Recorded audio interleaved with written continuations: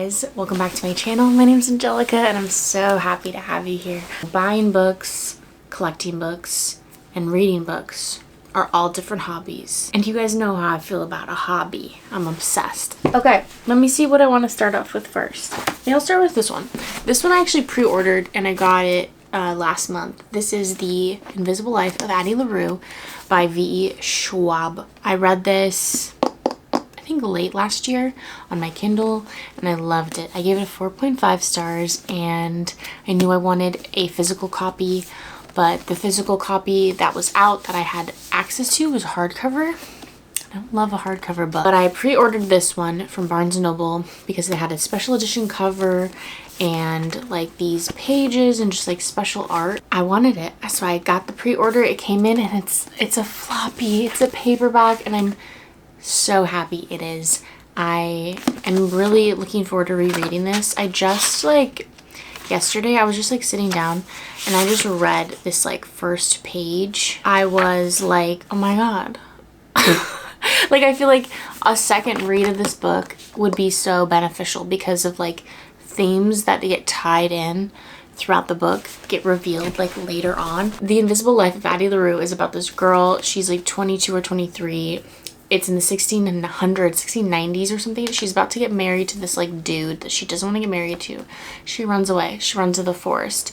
She prays to the gods that she doesn't have to get married, but she doesn't realize that it's nightfall, and so she's praying to the dark gods. Darkness comes out and he grants her this like wish that in exchange for her soul, she can live forever, basically. But the caveat that she finds out is that no one remembers who she is. So she'll meet somebody, they'll walk away, they come back, they're like, oh, hello, who are you? So she deals with that forever. So it takes place in two timelines when she gets this like curse, and then in 2014, which is 300 years later. And she finally meets somebody that does remember her 300 years later. And that's not a spoiler, it says it in like the synopsis of the book, but I really loved it. It's a fantasy book. Next books are part of a series. So this is part of the Addicted Calloway Sister series.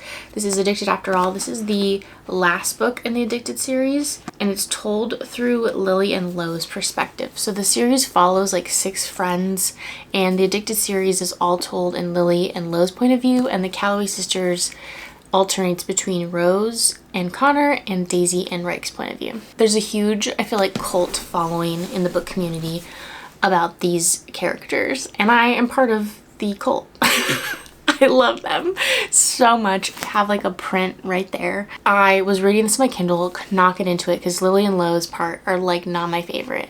So I ended up just buying the physical copy, and it is helping me like get more into it, and I can like underline things. I'm only like 100 pages in, but this is what I'm kind of reading right now.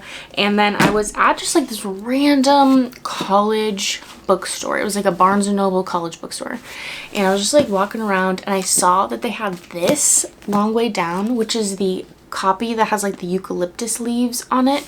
And I freaked out and I was like, oh my god, I've only ever seen the version like the rock climbing picture version, and I didn't want that because all my other covers look like this. So I saw this and I immediately grabbed it. I was so freaking excited to see this. I really want to get my hands on the last book, which is I think like Some Kind of Perfect. Is that what it's called? Yeah, but it has like the three flowers on the cover.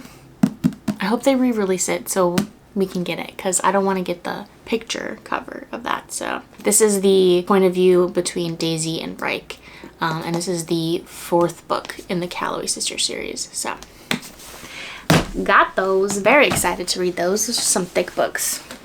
Another thick book, another continuation in the series, A Court of Mist and Fury.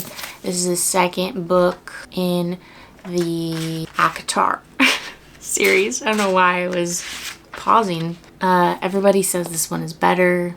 My friend Missy keeps texting me asking me when I've read this. I have not gotten to it yet. I haven't even cracked it open. I'm looking forward to it though.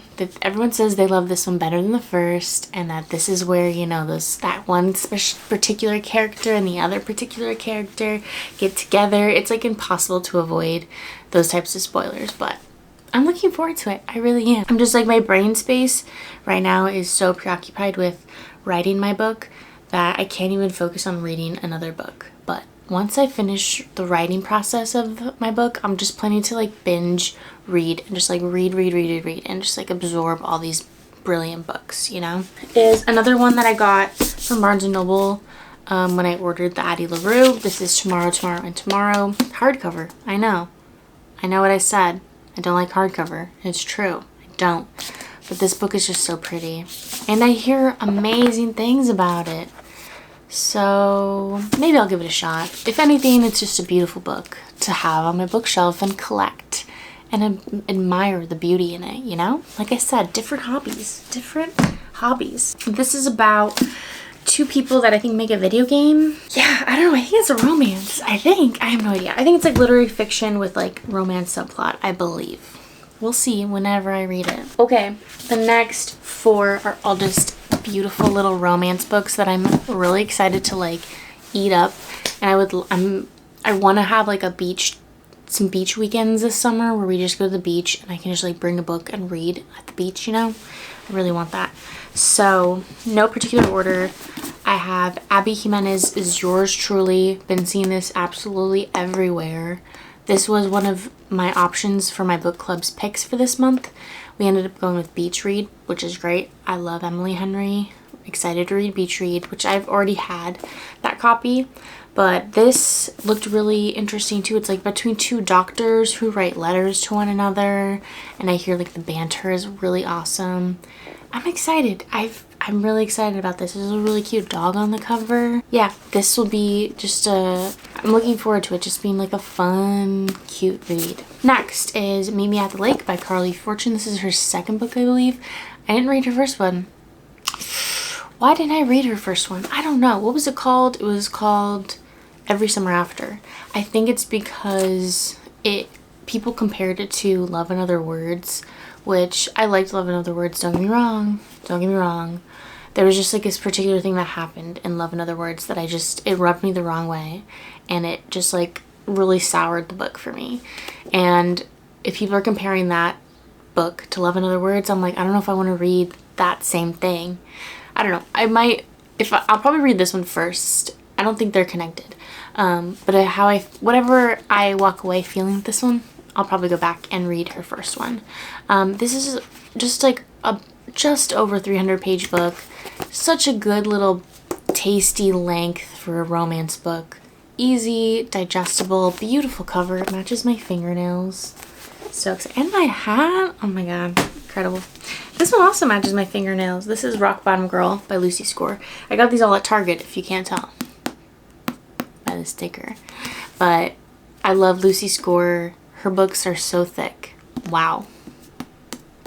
This one I'm kind of excited about. It's about this girl who comes back to her hometown and decides to work as a PE teacher and a soccer coach.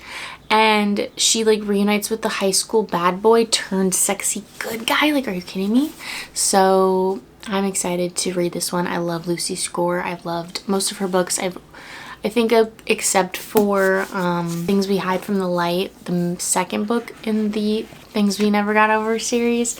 I gave that one a 3 stars, but all the other ones I've read, By a Thread, Things We Never Got Over, those were all like 4 plus books easily. So looking forward to it. Last book, probably one I'm most excited about. And this was one where I wasn't gonna get. I wasn't gonna get it because it's a hardcover, but I got it anyways. Happy Place by Emily Henry. Emily Henry is probably like my favorite author ever. I love her so much. Book Lovers is my favorite book of all time.